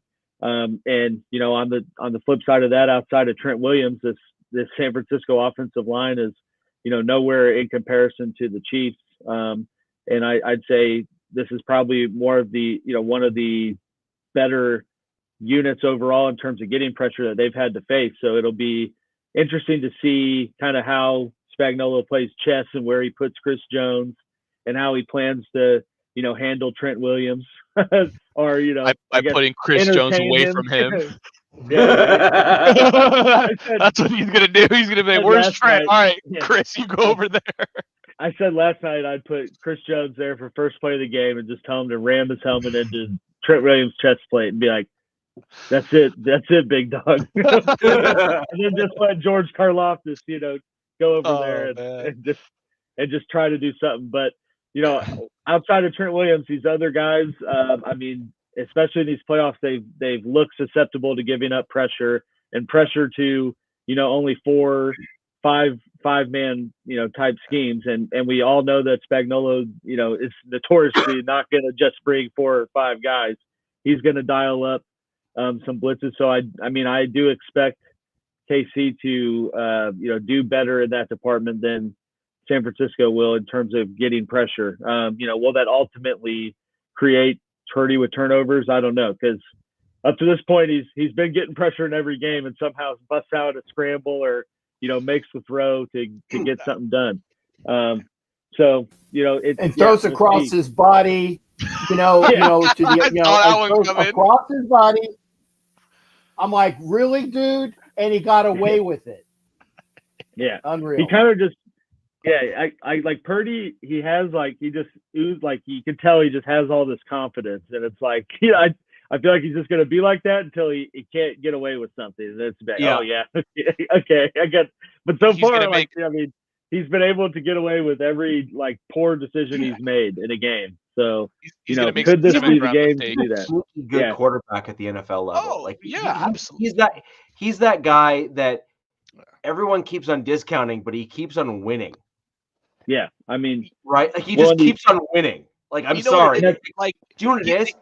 I actually see a lot of parallels, not exactly per se, because Mahomes really came in and just kind of dominated pretty quick. Yeah, but that's not a parallel. No. But the point is that people thought Mahomes was not going to be as good as he was going to be. Oh yeah.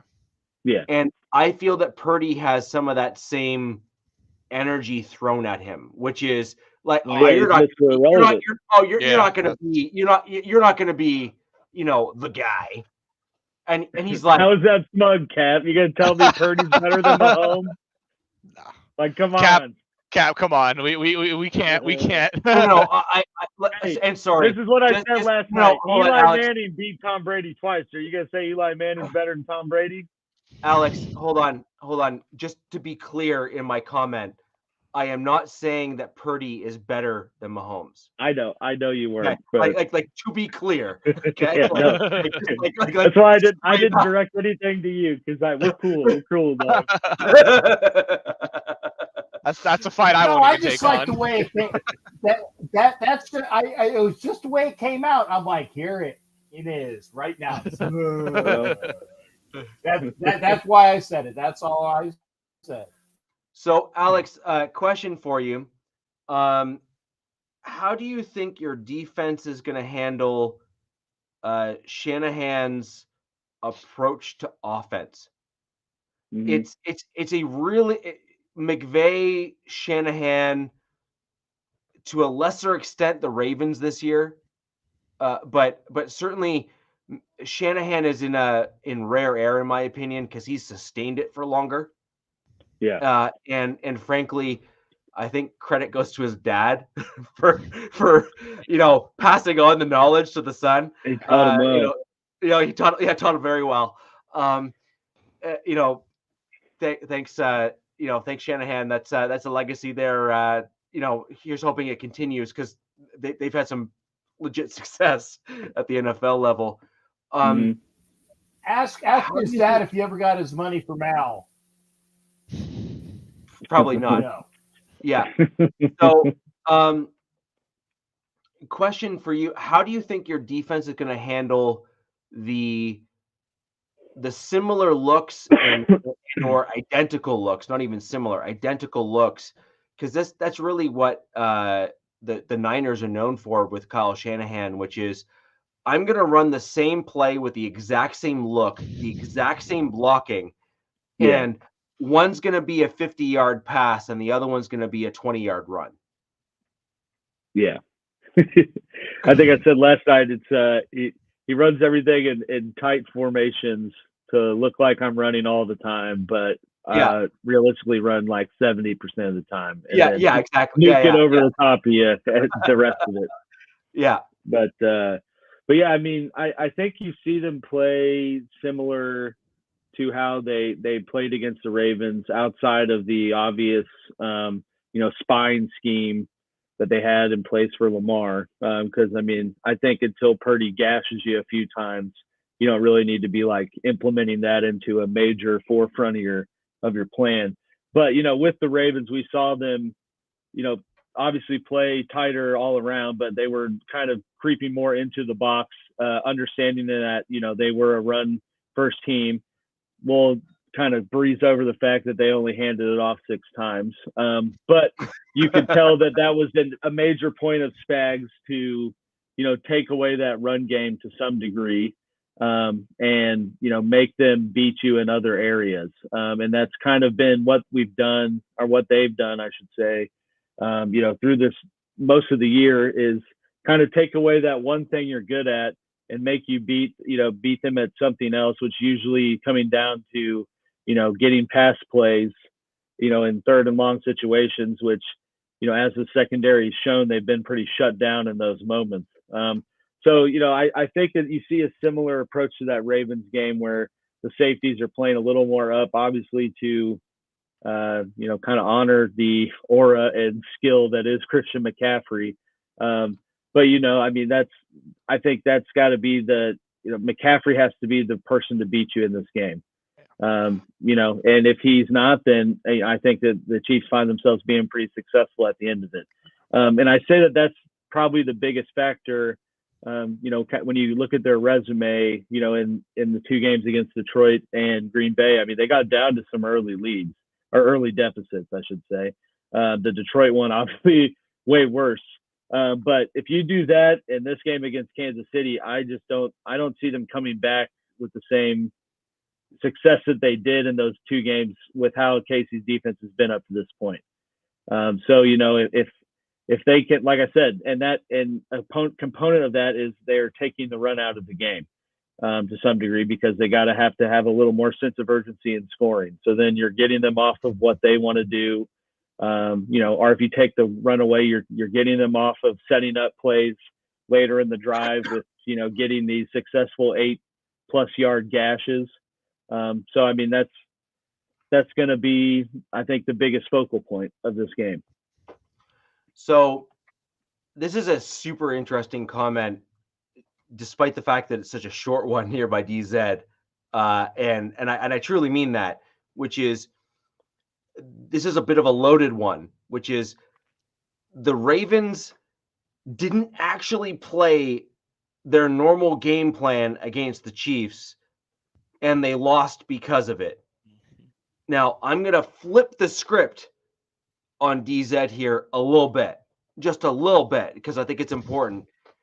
Kyle Shanahan is not Harbaugh, and Kyle Shanahan has the benefit of his father, who is legit Hall of Fame caliber head coach and mentor to his son. So let's start there as a baseline.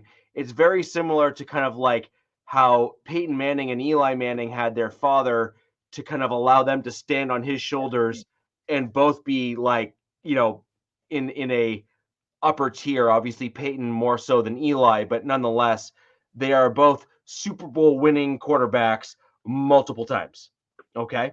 So when we look at this here, Alex, and I think this is where this gets super interesting, the Ravens decided to chuck the ball over the yard and move away from their standard game plan. I think we can. Who knows? Yeah, that's my point. I think we can both agree that was not a good idea. Okay. No. Right now, I don't believe the 49ers are going to make the same mistake, because I think Kyle Shanahan has the benefit of his father and his, mentality and fortitude, if you will, to just not make those same mistakes. He won't panic. Knowing that to be a likely fact, how do you think your team will do as they get slowly worn down, playing over their skis a little bit based on their performance for all season, if we're going to be honest, in terms of your lackluster and or poor performance against the run defense? Eventually, you would have to imagine that at some point the extra effort will eventually cause cracks to occur, right? Like, I think that we can agree that that's typical in the NFL, regardless of who you're going against, and why the Chiefs would be unique in that regard. I don't see why that would be the case. So how do you think your team is going to handle a perhaps more poker-faced head coach in Shanahan. We would hope, because that will certainly make the Super Bowl more interesting. Mm-hmm. If he crumbles, and how are you going to handle that? How are you going to handle the persistent run game, despite the fact that they might be down by 10, and they're still going to try to run it down your throat and eventually likely succeed? Well, I mean, I guess if they continue to hammer on it and eventually succeed, the hope would be that it's too late in the game. I mean, right. I don't think that they're going to stop the run game completely. But I think you have to get them in more third and long situations than they're normally used to, to open up the door for more mistakes to be made when, trying to secure a first down. Like I said, I think they're going to play them similar to how they played the Ravens and, make them get beat over the top, which, in that game, if you recall, the two biggest plays were kind of later, Lamar ran around for a little bit, but then, got a big hit to Zay over the top. But outside of that, they were pretty shut down. And honestly, this defense as a whole has been pretty shut down all year. And most of the games that they have lost, you can go and look to the fact that, the offense turned the ball over 3+ times or, put 14 points on the board in the span of 10 seconds due to back-to-back turnovers and, things like that where, that's been the biggest thing that's helped this defense in the playoffs. And I think why we've seen kind of this different vibe with how they've been is just that the offense has played turnover-free football this whole time. I mean, Mahomes is not put the ball in anyone else's hands, knock on wood. I think there might have been one fumble, but it wasn't lost. And that's been the biggest component because, this defense, and I read the stat last night, but, they are one of only 4 other teams in NFL history that have gone to this point in the playoffs and not given up 28 points or more in a season. And those other teams are the 2000 Ravens, the 2002 Bucks, 2005 Steelers, and the 2010 Packers, which are all, historically pretty elite defenses in terms of, NFL history. So, I mean, if this is the game where the only other one, Alex, that you have to include in like historic defenses is the 2015 Broncos. Yeah. Well, but apparently they gave up 28 points or more at one point in that season. I mean, there's definitely 85 Bears, but I'm just saying, of the 4 teams that have done that in a season, those are all Super Bowl winning teams, and those are all historically pretty good defenses. So, I think that's kind of, I guess, the overarching thing I'm saying is, a lot of people are kind of not giving this Chiefs defense the credit that I think it's deserved, and especially as we got into the playoffs and, shutting down some of these supposed elite offenses. Maybe the Miami one, not a total shutdown on their part, maybe the weather. But at least the Ravens, I mean, going into that whole game, it was how the Ravens were going to be so unstoppable, and they don't put up any points they put up a field goal in the second half. And KC at the flip side, puts up less than 100 yards and no points. I mean, with that from offensive production, you should lose the game. But this defense is so good that they didn't. And so that's why, I think that if San Francisco starts like they have and get kind of behind early, if this defense plays the way they have, it's going to be really hard for them to continuously pound the ball in the run game and, hope that they get successful at some point, just because if they have a 14-point lead, all Mahomes has to do is just not turn the ball over, hand the ball to Pacheco, and, maybe get a couple checkdowns to Kelsey, but just keep the chains moving. And it's going to be really hard for Purdy and San Francisco to have to come back. I mean, they may start totally firing out of the gates and, then it's a totally different game. But, the two outings we've seen in these playoffs have shown that they kind of take a minute to get up to pace. And, I think that this defense has all the tools in place to take away those, get up to pace, things that they need to do, i.e. big bombs to Ayuk or feeding Kittle. I think that is going to make it harder for them. So I agree. Now, we would be remiss at this stage of the show to not throw it out there. We need, like, this is prediction time. I mean, let's just be real. It is that time. So for those of you that are with us, I want to see your score and who wins in the chat, please. I want to go ahead and get those comments flowing here. Those of you who are joining after the fact, I don't want to see cheating.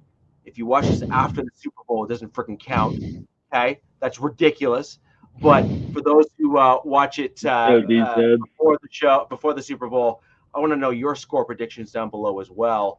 I'd also like to hear a lot of comments and get a lot of information in terms of your general thoughts on coaching changes in the AFC West.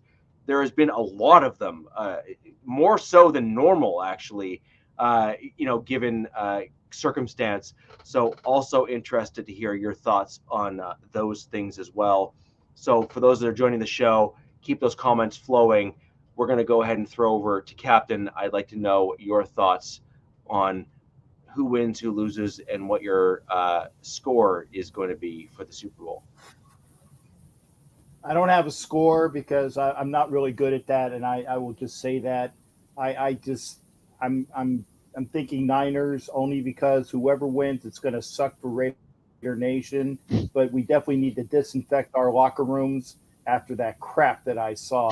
I think they definitely removed the rugs because they knew what the Chiefs would do to the Shield. I'm going to say Niners. Okay, yeah, Robert. Man. As much as I'm rooting for the Niners and as much as I would want them to win, I'm going to take the Chiefs in this one.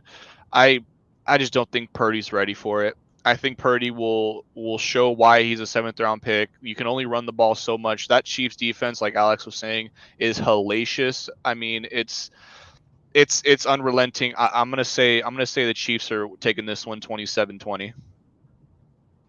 Damn it! I was kind of hoping you'd all say the opposite. Just for the vibe, My coach last night showed me his playoff record.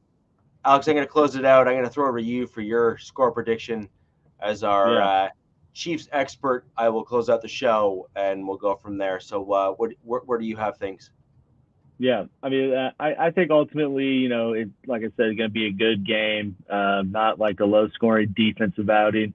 And, like I said, comes down to probably who makes the first mistake and maybe potentially the only mistake of the game. So with that kind of in mind, I'm predicting the Chiefs win 27-24 or some variant of that. I don't think it's a big margin by either team. But, I wouldn't be a smug Chiefs fan if I said that they wouldn't win. So what you're saying is take the Chiefs plus 2.5. Yeah.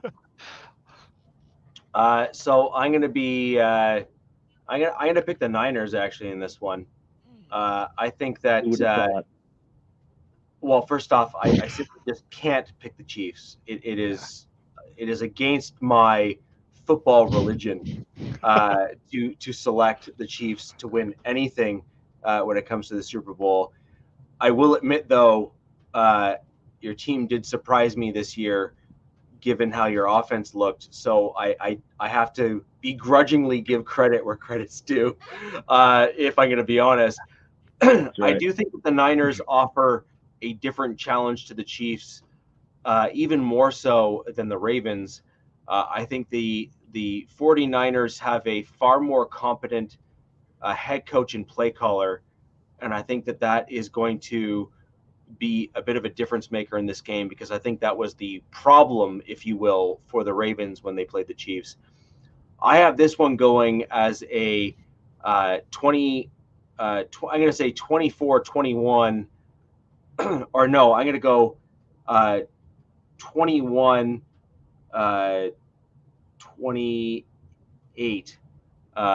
for the 49ers. That's kind of where I'm at with this. So, guys, with that in mind, we've got all our predictions in and all that good stuff. We are going to love you and leave you and say until next week, where the West Side is the best side. Peace!